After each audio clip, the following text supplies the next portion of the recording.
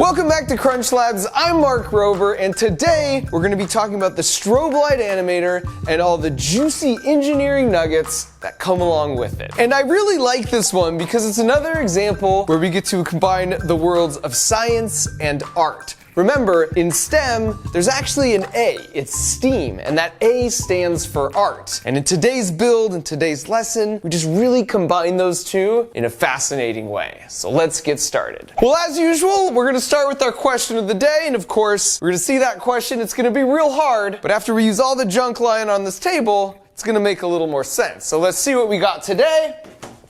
How can you see through privacy glass?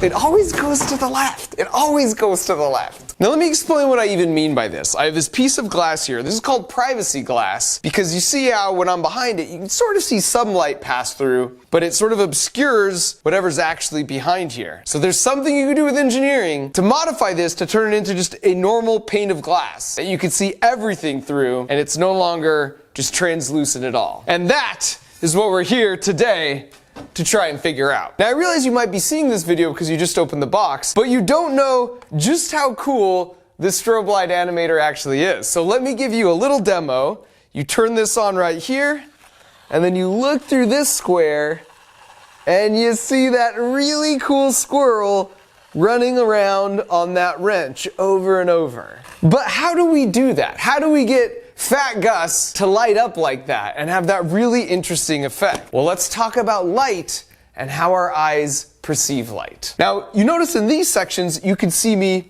super clear. That's because the light rays can pass straight through, like from my shoulder through the glass to you, from this shoulder through the clear glass to you, from down here to you, and so on and so forth. That's what this right drawing is. The light rays are passing straight through, so you see everything clear and crystal perfect. Now when you get to the opaque parts, the parts that look cloudy and white, well, that surface is rough. And if you zoomed in, it's jagged like this, which means there's millions of little surfaces. So when the light ray comes through here, it's flat, it comes perfectly straight through. But as soon as you get to the opaque part, the jagged part, now the light ray comes through and it gets reflected this direction. Or it comes through and gets deflected this direction. Or this one comes through and gets deflected this direction. And so it's the combination of all those light rays coming in and bouncing off in different directions where it just becomes cloudy and white. It's unresolvable because instead of passing straight through to your eye, they go in all different directions. This, by the way, is why clouds are white, because the light rays come through, they scatter in all directions, and when you combine all the colors of the rainbow, it makes white. It becomes opaque, just like this surface. So for example, these exit signs will be lit up along this edge here, and then the roughed up section looks like it glows because it captures that light and then reflects it in a bunch of different directions, including at your eyes. I made a really cool edge-lit LED table like this, where it could show the logo that says Digital Duds, and you could see when the light shines right along the edge, it really pops, and all that light reflects in a bunch of different directions,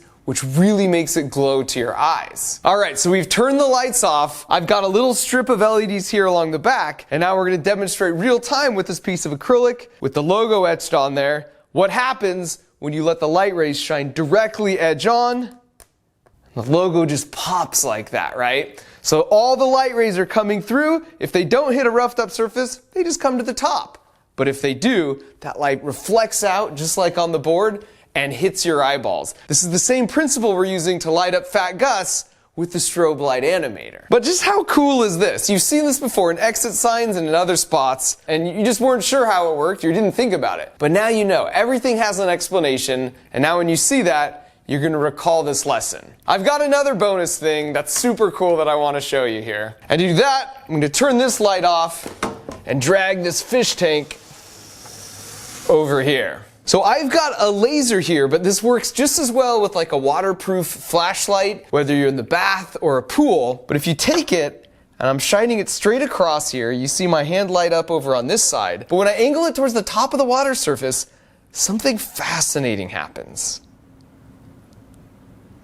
How cool is that? So it's bouncing up off the top of the water, down off the bottom, and back up again. This is a phenomenon called total internal reflection. This is how light behaves when it hits a different interface medium at a shallow angle. This is exactly how fiber optics work, right? So each one of these strands is like a tube of acrylic, and the laser comes in and it just bounces off the edge over and over again until the light comes out the end. So it allows you to literally bend light. I used to love playing with these toys as a kid. They're just so cool, especially when the lights are totally off. Now over here, I've got 10 feet worth of fiber optics, basically acrylic tube. Now what do you think's gonna happen if I shine the laser in the bottom? How cool is that?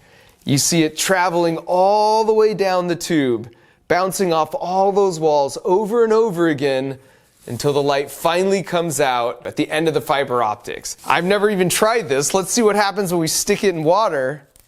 Wow. That's rad. It travels the whole length and comes out in the water and just makes a really cool waterproof light show. How cool is that? And by the way, not only are fiber optics cool to look at and to play with, but they're really useful in engineering. So for example, with computers, you can pass light and information through wires that snake all around and bend at the speed of light. This is really useful, and it just relies on that principle of the total internal reflection. And we're almost done, but I got one more juicy bonus nugget for you before we try and answer our question of the day. We talked before when we did the coin spinner build about thaumatrobes. That's where you spin it and all of a sudden the rings of Saturn will appear on the other side like this because of the phenomenon of persistence of vision. That was invented in 1824, and that was like the very first instance, the first kind of animation or movie. And then a little less than a decade later, in 1832, two people independently invented the stroboscope or phantoscope, and that's this. It's this disc that spins around, and it also uses still pictures, but when you spin it around, it sort of makes it look like it's moving, like this. And then a few years later, the zoetrope was invented. That's where you peek through the slit. They called it the wheel of light. So you can see we're getting closer and closer to eventually what became film, and a film strip where you just have a bunch of pictures that when you put them back to back, as long as it's 24 pictures per second or frames per second, it looks like a movie. It looks like what you see here. The key difference is just minimal changes between the images to create the illusion of movement. It's the same trick behind something like a flip book. This looks like a nice smooth movie like you'd see in real life, but this is really 24 pictures of me flashing in front of your eyes every single second. Now, if this were 60 frames per second, almost double, you can see how this looks a little smoother. Now we're going to go back to 24 frames per second, but as you get less than that, like say 16 frames per second, this was original movies, you can see it's a little jumpy and your eye picks it up. And now it's 15 frames per second, and now 5 per second, and now 1. And you can see that just looks really jittery. So with the strobe light animator, because of the speed at which the motor spins, you see Fat Gus running on the circular wrench at about 16 frames per second. That means every second you see Fat Gus in 16 different positions. That's about the same as the early movies, and that's why it looks just a little bit jittery and not perfectly smooth like this movie here. Alright, but prepare to really have your mind blown, because remember I said the first animation or movie was in 1824 with the thaumatrope? Well, in reality, they've actually found prehistoric cave paintings where if you hold a torch up to the painting and the light flickers all around, it makes it look like the animal cave painting on the wall is actually running. How cool is that? Nothing is original. Alright, so now let's circle back and answer our question of the day, which is how we can use engineering to give us the superpower of seeing through this privacy glass. And the trick here is we need to take that microscopically rough surface like we've drawn on the board, and somehow we need to take all those different surfaces pointing different directions and make them pointing the same way again. If only there was something we could put over all those microscopic little surfaces to basically flatten them out. Well, it turns out there is. Clear packing tape. If you set this down, what happens is it fills in all those grooves, and the top surface of the tape is flat. So basically it meets down, and the goo of the tape gets down into all those little surfaces, and so they meet up face to face, and then the top surface is just straight. So now it turns it in to just a normal piece of glass with two panes that are parallel with no micro abrasions in there at all, which you can see right here. How cool is that? So now you can totally see through it. It's no longer privacy glass, which is a standard old piece of clear packing tape. Now the caveat here is you need to put the tape on the side that's kind of rough and not on the smooth side, right? Because it needs to fill those in. And it also doesn't work on all different types of glass. If the bumps are too rough, it just won't work. So it has to be this really fine brushed privacy glass. But it's kind of fun whenever you come up against this to just test this. I would do this anytime I'd encountered at Apple in like a conference room. I'd always put up a little small piece of tape because then when I walked by, I could peek through and actually, see who was in the conference room. So there you have it. All right, so that's the answer to the question of the day and how you give yourself X-ray vision superpowers just by using the engineering knowledge you've got stored in your brain. Alright, so now I'll quickly cover how to put this together if you want to see it. Of course, as a reminder, I'm going to cruise through this quickly, so one option is just to watch it through, and then you'll kind of have it in your brain, and later you can use the instruction booklet to put it together without the video, or you can just watch this video and pause along the way, because we'll put the step numbers on screen, and then you can just follow through with the instructions as well. Either way, this is going to take me about 4 minutes to put it together real time on this video. It'll probably take you somewhere between 20 minutes to an hour. First, find the adhesive foam sheet and the yellow DC motor. Peel and stick a piece of blue foam to the motor body, then remove the remaining adhesive backing from the motor foam. Place the large wood frame on your work surface with the etch side facing up. Then stick the motor to the wood frame so that the motor shaft is centered in the large hole. Next, grab the blue cardboard strip that has on/off printed on the outside. Starting from the center, wrap the blue cardboard strip around the wood frame. Keep wrapping until the slits in the cardboard fit over each corresponding wood notch. Next, find the clear plastic hinge and the 2 O-rings. Then slide it over the 2 tabs that stick out from the back of the wood frame. Then use the O-rings to hold it in place. Grab the adhesive foam sheet and the LED strip. Now peel and stick the small blue foam piece on top of the LED strip. Then peel and stick the LED strip to the matching etched oval on the wood frame. Next, locate the battery pack and remove the clear plastic safety tab. Then peel and stick the blue foam on the side of the battery pack that has the on-off switch. Now peel and stick the battery pack to the cardboard strip so that the on-off switch is visible from the outside. Next, grab the red Y splitter cable and connect it to the 3 visible red wires. You'll find one on the motor, one on the LED strip, and one on the battery pack. Then get the black Y splitter cable and connect it to the 3 visible black wires. Again, you'll find one on the motor, one on the LED strip, and one on the battery pack. Alright, now it's time to test the circuit you just made. Flip the on-off switch to the on position and watch what happens. You should be able to see the LED shine through the slit in the wood frame. And at the same time, you should be able to see the motor shaft start to turn. Next, find the 2 black elastic cords, then stretch them down and back up through the small holes in the wood frame. These will help hold the LED in place. Next, find the 3rd elastic cord, then stretch it down and then back up through the 2 small holes in the motor shaft. Now find the 2 blue rivets and both of the gears. Use the 2 blue rivets to snap the red gear and the rainbow gear into the wood frame.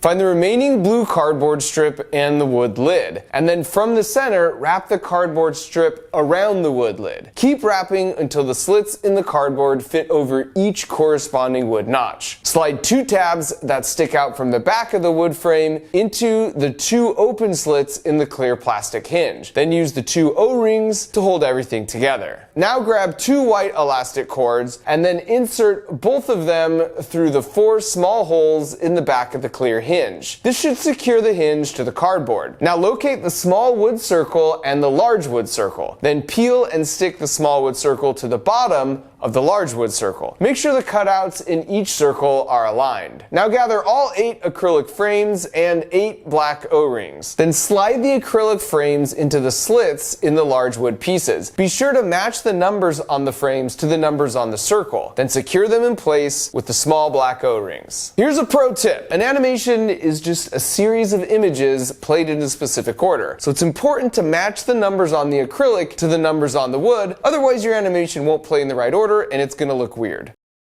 Next, place the wood circle over the motor shaft. Now grab the adhesive foam sheet and the yellow porthole, then peel and stick the blue foam rectangle over the yellow porthole. Now slide the yellow porthole through the corresponding rectangle in the cardboard. Then peel and stick the cardstock over the large hole in the top of the lid. Now it's time to test your strobe light animator. Close the lid and flip the switch to the on position, then peek through the porthole and watch what happens inside. You should see it blend together into a dynamic animation. And if you turn the red gear, you can even change the color as the animation plays through. Alright, so now that you've seen our pre-made animation, I'll show you how you can make one of your very own. But first, we gotta make 8 of these little guys. Grab one leg, one arm, and one clear O-ring. Then hook the O-ring from opposite ends with the leg and the arm. Next, find the body piece, then pull your arm and legs around and across the body piece. Then attach 2 more limbs to another O-ring and then slide it over the body piece, again in a crisscross pattern. When you're done, you should have an acrylic figure with all 4 adjustable limbs. Then just repeat this and you'll get 8 figures total. Now remove the squirrel animation from the wood circle and replace it with the 8 acrylic figures. Now animations look best when each image blends together smoothly with the last. So start out with all 8 figures just standing straight up and then make gradual changes from one figure to the next. So for example, let's start out with just a simple wave. I'm going to take each of these hands and with each figure, I'm going to make them gradually extend out and then come back in. And it's especially cool if your 8th frame or 8th figure blends nicely into your first, because then it's going to loop smoothly. Sort of like this. Now, of course, you could do more complex things than just waving, and that's where you get to use your imagination and just really go for it. Okay, so for the engineering hustle for this month, as a reminder, this is where you use your engineering powers to impress your family and friends. I think we just go back to the question of the day. So you have them go on the other side of some privacy glass and guess how many fingers you're holding up. And of course, they can't see. Then you switch places, but in the meantime, you use your knowledge of light refraction by putting a piece of clear packing tape. Scotch tape works just as well. Fills in all those little grooves, turns it in, just a normal piece of glass. So now when they put their fingers up, clearly they're just holding up too. So that's how you use your engineering knowledge of light and how it interacts with the world around us to win a bet and give yourself some superpowers. Alright, well, great job today. Now, as usual, remember, engineering is an iterative process. For example, here are all the different versions of the strobe light animator we went through to finally get to the final version. So we had to make all of these prototypes to learn and understand what not to do before we were able to understand what to do, which is this. So treat this as your first prototype. And what can you do to build off this to make something really cool? For example, you can get more complex with your guys, to do something more crazy than a hand wave. You could make a homemade flip book. I know there are some apps out there where you can make stop motion with like your own toys and action figures. Either way, no matter what you do,